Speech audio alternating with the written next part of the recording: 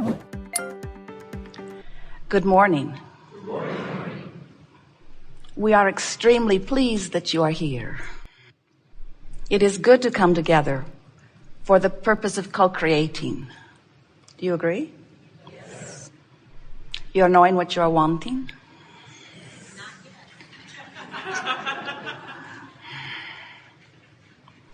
You enjoy the evolution of your desire? Yes.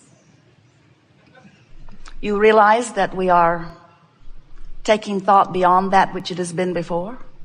Yes. That while this is a gathering of satisfying much of what you have come for, depending upon where you are in relationship to your desire. In other words, some of you have things you want to know about, and your vibrational proximity to that desire is not so far from it. So some soft, light conversation here with you focusing and achieving vibrational alignment with the answer. You move right into the vicinity of it and you receive it fully.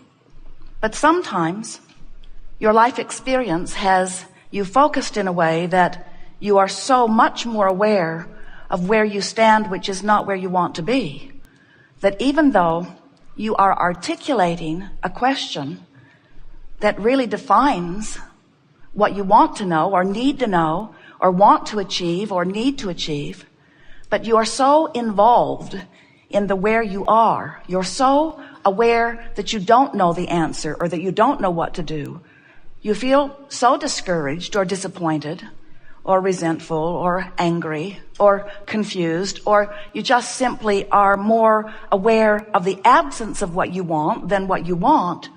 So without even knowing it or meaning to, you've trained yourself into the vibrational habit of a thought or energy vibration that is so full of resistance, meaning it's about what you don't want rather than about what you do want.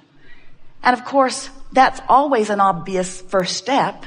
You always know more clearly what you do want when you know what you don't want. And sometimes life shows you through what you're living exactly what you don't want. But when that happens, an equal, proportionate, what you do want, the other side of that is born out of it.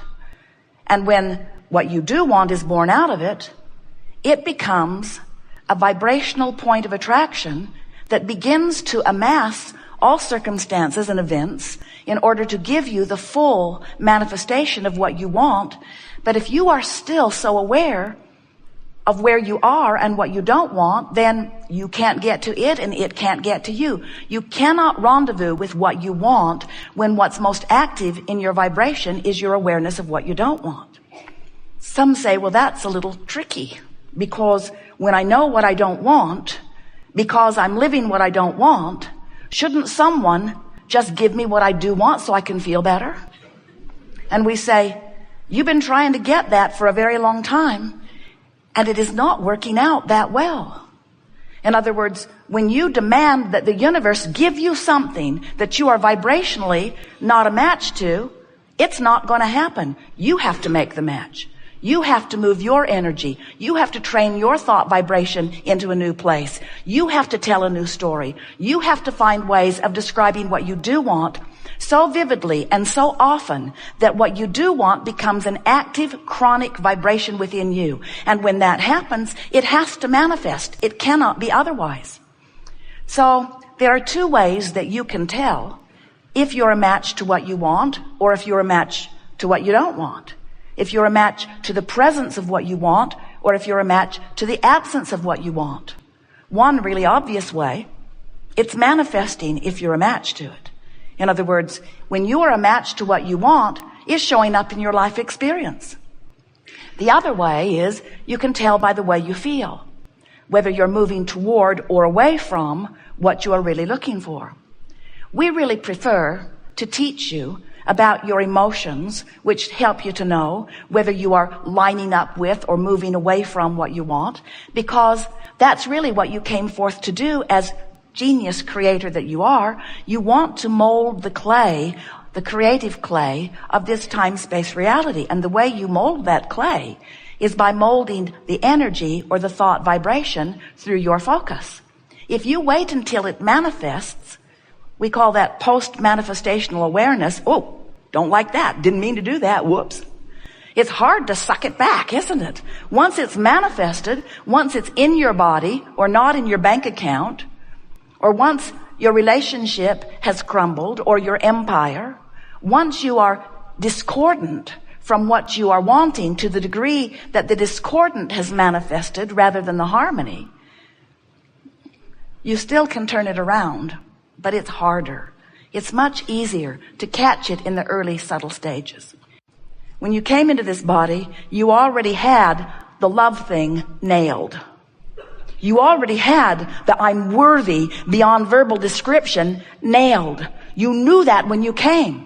But you came to have more exposure to more life in order to evolve into yet more and more and more and more and more. And you've been doing it, every one of you, and your emotions let you know this one very important thing: how well you are keeping up with you, or how not well you are keeping up with you. So your emotions are so important. They are your guidance system. When you get here, a lot of others around you who have forgotten that, it's easy for them to remember it when they hear it, though. The resonance within them tells them that. But they've temporarily forgotten, and so they're looking at you, and when you're behaving by their standards in the appropriate way, which usually means you had to be born in their vicinity and only hear the things that they were talking about, because if you get out into the world, you get confused right away, because there are a whole lot of people living a whole lot of things in a whole lot of different ways. But so here you are, you're born, and they're looking at you. And if you're keeping the rules that they've set up for you, then they feel appreciation or approval of you, depending upon what's going on with them. But if you behave, they will like you. But if you misbehave, then they won't. And since their liking you seems to be important,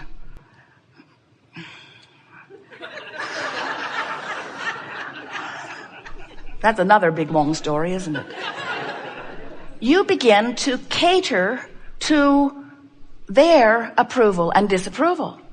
So without meaning to, you've given up this eternal, do you know how long this guidance system has been in place for you? You give up this eternal association with what you call God, and you turn it over to someone who's having a bad day.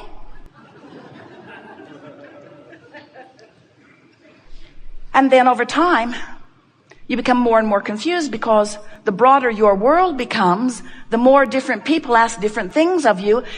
You ever had a mother that wanted you in by 10 and a girlfriend that never wanted you to go home? Which one do you please? And that story gets bigger, doesn't it? In other words, when you turn your guidance over to trying to get approval or appreciation from someone outside of your own guidance system, you lose your way. And then outside of this vortex, things are harder. Because when you are outside the vortex of creation, you don't have the benefit of the cooperative universe. You don't have the natural flow of things working for you. So you work harder. It takes more effort. In your confusion, you can't get it right. In your confusion, you can hardly figure out how to get your body moving. In your confusion, you keep bumping up against harder and harder things. But if you will, at any point, and maybe today is a good day, decide that you're going to let your emotional guidance system be your indicator of whether you're in the vortex where the rendezvousing with what you want is taking place, or whether you're out of the vortex where you're trying to use your action in order to make things happen, and you're bucking all of the currents of the universe, especially your own current of what you want. When you make this vortex really, really important, and you decide that nothing is more important than that I feel good, because when I feel good, when I'm full of love, I'm in there with all that I am. And when I'm full of hate, I'm outside the vortex on the raw and ragged edge of things. So we're going to tell you how this all works, and then we want to talk to you about anything that is important to you. You are beautiful in your bodies. Do you know it? And you are source energy in your bodies. Do you know that? And do you know that while you are in these bodies, vibrant and alive and flowing, Do you know that the larger part of you still remains non-physically focused? Sometimes you refer to that non-physical part of you as your soul, your source. We refer to it as all of that, but also your inner being. It's the God force that is really you. It's the furthermost expanded version of you. So you were only non-physical energy before you came into this body. And when you were only non-physical energy, that singular energy stream was pure non-physical energy, meaning it was a very high, clear, pure vibration that held no resistance that would be discernible from your vantage point at all. Pure, positive energy, a sort of swirling love of well-being and knowing, a literal culmination of all that you have become. The best of all life culminated there in that pure energy. And then a part of that energy projected forward or was summoned by the body that was being created within the womb of your mother. And as that energy was summoned into this physical time-space reality, and you came forth and focused into that body, now you have two vibrational vantage points, the non-physical vantage point of pure positive energy and the physical vantage point of whatever it is that has your attention now. So in the moment that you were born, the potential of splitting your energy occurred. And by splitting your energy, we don't mean something has gone wrong. We mean, just like you intended, you came forth to focus. And when you began to focus, even before you could speak, long before you could walk, in the moment that you were born and began to assess your awareness of your environment, you began to offer vibrational frequencies in response to your observations. And when you did that, those frequencies began to emanate, and they began to play a vibrational part with the vibrational emanation from your source. So as this infant, in your first view of physical life, that part of you moved ever so slightly away from the pure positive energy of who you really are. The reason that we are telling you the story in this way is because we want you right now, finally, to acknowledge that you,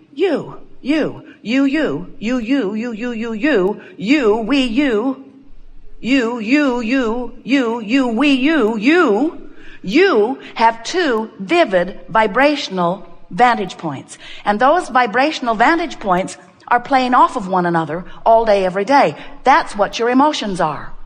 When you, in your body, are focused upon something in the way that the source within you focuses, for example, you are appreciating your body and you are loving life, the exhilaration that you feel is because your focused thought and the focused thought of the source within you about the same subject at the same time is a perfect match. So in your fusion, in your blending, in your alignment, in your closing of this gap, in your allowing of your complete connection with who you are, you feel the full vitality of source flowing through you in this actively focused human physical leading edge time-space moment. The best of life. When you are loving someone, perfect fusion. When you are hating someone, not even close. When you are feeling your worthiness, perfect fusion. When you are feeling insecure or unworthy, not even close. We want you to begin to utilize your emotions to let you know the most important thing that you will ever come to wonder about, and that is your relationship with who you are.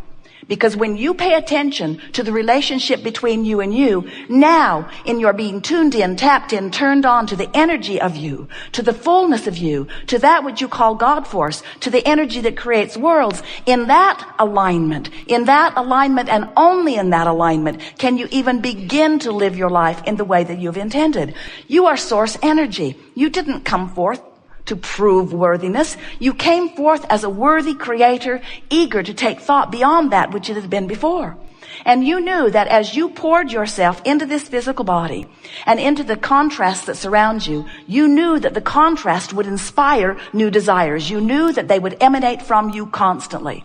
And that's exactly what happens. The contrast helps you to know what you don't want, know what you do want. Isn't that the way contrast always works? Do you realize that without vibrational contrast, you couldn't see anything? That it's only because of contrast, photographers know it,